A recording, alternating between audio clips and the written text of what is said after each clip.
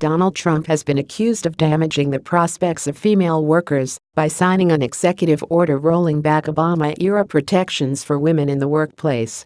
The U.S. president last week revoked the 2014 Fair Pay and Safe Workplaces order, which President Barack Obama put in place to ensure companies given federal contracts complied with a raft of labor and civil rights laws.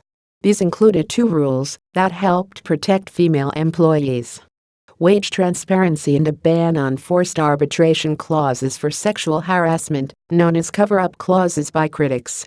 The wage transparency requirement forced companies with federal contracts to provide each employee with a wage statement, making clear the rate of pay, the number of hours worked, the total amount of pay, and any specific additions or deductions.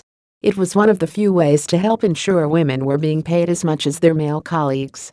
Noreen Farrell, director of anti-sex discrimination law firm Equal Rights Advocates, told NBC, "We have an executive order that essentially forces women to pay to keep companies in business that discriminate against them with their own tax dollars.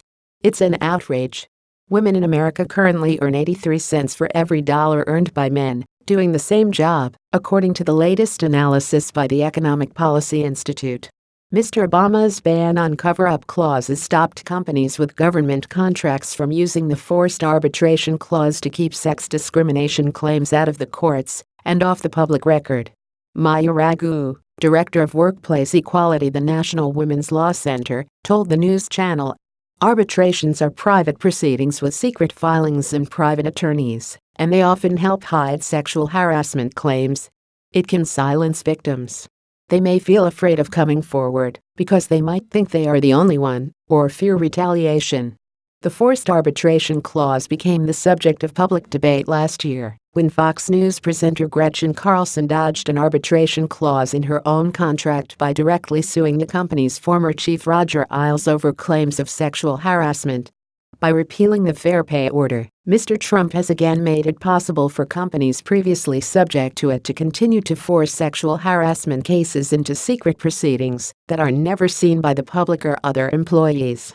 Campaigners also say the order discriminates against LGBT people. Several of the civil rights laws that companies will no longer have to prove they abide by prohibited discrimination based on sexual orientation and gender identity. This administration has made it extremely difficult to enforce these federal laws, Camilla Taylor, a lawyer at a law firm that fights for the rights of LGBT people, told Key News.